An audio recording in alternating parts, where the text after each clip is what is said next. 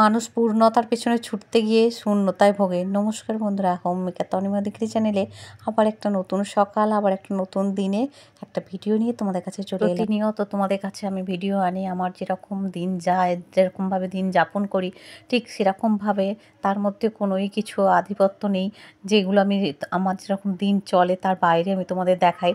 কারণ হচ্ছে আমি একদম সাদামাটা জীবনযাপন করি এবং সেইগুলোই তোমাদের সামনে তুলে ধরি। ভিডিও করছি, তোমরা দেখছো, যা 2-4 জন দেখো, তাদের জন্য যে আমাকে এক্সট্রা কিছু করতে হবে আমি কিন্তু সেটা কখনোই মনে করি না। আমি যেরকম সেরকমভাবেই যারা আমাকে ভালোবাসে তারাই আমার ভিডিওটা দেখে। আমি আমার নিজের কাছে দৃঢ় প্রতিজ্ঞ, আমি যেরকম সেই রকমভাবেই আমার দিনগুলো তোমাদের সামনে তুলে ধরবো। তাতে আমার যতদিন সময় লাগে ইউটিউবে প্রতিষ্ঠিত হতে আমার ততদিনই লাগবে। তার জন্য আমার কোনো তাড়াহুড়োও নেই বন্ধুরা। জানো তো, জীবনে চলার পথে আমরা দেখেছি যখন আমরা কোনো কিছু পূর্ণতার পেছনে ছুটতে যাই তখন না সত্যি সত্যি আমরা ভীষণ শূন্যতায় ভুগি, ভীষণ হীনমন্যতায় ভুগি। এই আমার হলো, আমি এত টাকা খরচা করছি, হ্যাঁ এত কিছু করছি, কেন আমার হলো না, কেন? তখনই না আমাদের মধ্যে দেখবে একটা মানে কী বলতো, হীনমন্যতা ভোগে এবং হীনমন্যতা আসে এবং আমাদের মধ্যে একটা তখনই একটা পাওয়ার চাহিদা থাকে। হ্যাঁ, কিন্তু চাহিদা জিনিসটা ভালো, চাহিদা ছাড়া জীবন অচল, কিন্তু তা বলে এই নয় যে আমার আয়ত্তের বাইরে গিয়ে আমি সেগুলো করতে যাব। না বন্ধুরা, আমি সেটা কখনোই পছন্দ করি না। আমি যেরকম সাদামাটা সেই রকমভাবেই আমি তোমাদের কাছে আমি উপস্থাপন করি। সার্ফে ভিজিয়ে রেখেছিলাম, সেগুলো এখন কেচে ধুয়ে নিয়ে চলে এলাম। কারণ আজকে সোনাইয়ের ড্রয়িং ক্লাস আছে, তারপরে হচ্ছে গানের ক্লাস আছে। কিন্তু আজকে গানের ক্লাসটা সোনাইকে পাঠাবো না, ড্রয়িং ক্লাসটাই সোনাই যাবে।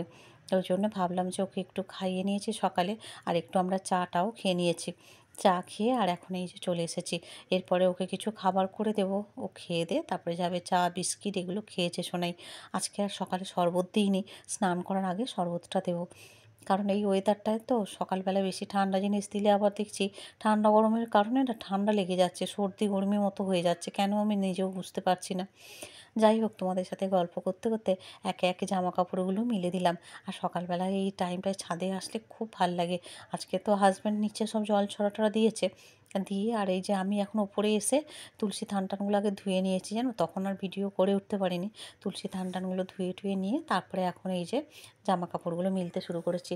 গাছে জল দিতে লাগে সকালে, কারণ অনেকগুলো টব আছে তো, সেইগুলোতে জল টল দিয়ে তুলসী থানটা ধুয়ে আর এখন এই যে এগুলো করবো। তবে 2-1টা গাছ বাকিও আছে, জানো তো, সেগুলো আবার দিতে হবে, মানে সবগুলো দিয়ে উঠিনি, 2-1টা বাকি আছে, ওইগুলো একেবারে দিয়ে দেবো, দিয়ে তারপরে নিচে যাব। ইউটিউবে সাকসেস পাওয়া অতটা সোজা ব্যাপার নয় বন্ধুরা, যতটা তোমরা ভাবো যে এটা তো কোনো ব্যাপারই নয়, সহজেই হয়ে যায়, কিন্তু না। হ্যাঁ, লাক তো ফেভার করে অবশ্যই, কারণ কিছু কিছু মানুষের একটা ভিডিওই ভাইরাল হয়ে যায় এবং সেখানে তার মনিটাইজেশন অন হয়ে যায়, কিন্তু বেশিরভাগ ক্ষেত্রেই ওয়েট তো করতেই হবে বন্ধুরা। আমরা তো আর সেরকম প্রফেশনালভাবে একদম ইউটিউবের পেছনেই পড়ে আছি তা তো নয়। আমাদের সংসারের সমস্ত কাজকর্ম সেরে তারপরে যে টাইমটা থাকছে তখন আমরা ভিডিওটা এডিট করছি, সেখানে আমাদের কিছু গ্যাপও থেকে যাচ্ছে, সেখানে তো আমাদের ধৈর্য ধরতেই হবে। আজকে চ্যানেল খুললাম আর 1 বছরের মধ্যেই যে সব কিছু হয়ে যাবে বা 1 মাসের মধ্যেই, জানি না, আমার ক্ষেত্রে তো আমি সেটা মনে করি না। যে কোনো জিনিস পেতে গেলে অনেক ধৈর্য ধরতে হয় এবং সেই ধৈর্যের ফলাফলটা আশা করি খুবই মিষ্টিই হয়। আর এই যে নিচে এসেছি, বেডশিটটা কেচে দিয়ে আর এই বেডশিটটা পেতেছি আর কি, পেতে আর এখন ঘরটরগুলো ডাস্টিং করে গিয়েছিলাম, এখন মপিং করে নিচ্ছি। কারণ মপিংটা না করে নিলে না খুব অসুবিধা হয়। মেয়ে তো আজকে সময় ড্রয়িং ক্লাসে গেছে, এখন এই সুযোগে ঘরদোরগুলো মুছে পরিষ্কার টরিষ্কার করে নিচ্ছি। ওদিকে ভাতটাও বসিয়ে দিয়েছি, সোনাইকে একটু পাস্তা করে দিয়েছি সকালবেলা, পাস্তাটা খেয়ে সোনাই গেছে ড্রয়িং ক্লাসে। আর হাজব্যান্ডও গিয়েছিল সকালে সেলুনে, হাজব্যান্ডও এসে গেছে, গিয়ে ওকে দিয়ে আসতে গেছে আর কি। তারপরে আবার হাজব্যান্ড ডাক্তারের কাছে যাবে, ওষুধ আনবে। হাজব্যান্ড প্রত্যেক মাসে ওই যায় আর কি, হোমিওপ্যাথি ডাক্তার দেখায়, তো ওনার কাছে যাবে, ওষুধ টষুধগুলো আনবে। আর সেই জন্য আজকে যেহেতু সোনাইকে গানের ক্লাসে পাঠাবো না, তাই আর কি খুব তাড়াহুড়ো করে সব কিছু কাজবাজ করছি না, মোটামুটি করে নিচ্ছি টাইমের মধ্যে। কারণ ওকে নিয়ে আবার কিছুটা বসেছিলাম, হাজব্যান্ড কয়েকটা পড়া দিয়ে গিয়েছিলো, এইগুলো করে টরে নিয়ে তারপরে এখন আবার ওকে পাঠিয়ে এই কাজগুলো সারছি। আর ওদিকে ভাত করে নিয়েছি, আর তার সাথে মাছ ভেজেছে, নিরামিষ ঝোল করেছি, মেয়েটা এসেছে, আসার পর বললাম একটু ভাত খাবি ঝোল দিয়ে, বললো হ্যাঁ। তাই একটু মাছ ভাজা আর কাঁচকলা আলু পেঁপে দিয়ে পাতলা করে ঝোল করেছি, ওই ঝোল দিয়ে ওকে ভাত দিলাম, ও একাই খাবে। সোনাই ভাত খেয়ে নেওয়ার পরে অনেকটা সময় এখন কিন্তু পার করে ফেলেছি। আর এখন এই যে দুপুরে লাঞ্চ নিয়ে বসে গেছে সোনাই আর হাজব্যান্ড। ওদেরকে বললাম তোমরা খেয়ে নাও, আমি পরে খাবো। রান্না করেছি উচ্ছে ভাজা আর চুনো মাছের চচ্চড়ি করেছি টমেটো দিয়ে ধনেপাতা দিয়ে, আর মাছের ঝোল করেছি। দুপুরে খাওয়া দাওয়ার পর রেস্ট নিয়েছিলাম, তারপরে সোনাই গিয়েছিল বাবার সাথে একটু বাইরে ঘুরতে। আর আমি সবে সন্ধে দিচ্ছিলাম আর কি, ওপরে নিচে দেওয়া হয়ে গেছে। আর এই যে এখন দরজা নক করতে এলাম।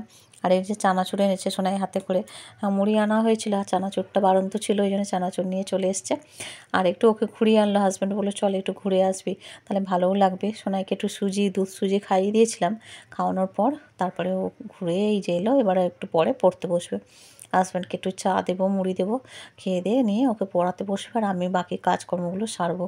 তো এইভাবেই সকাল থেকে সন্ধে কাজের মাধ্যমেই কেটে গেল। আজকে আর যায়নি সোনাই গানের ক্লাসে।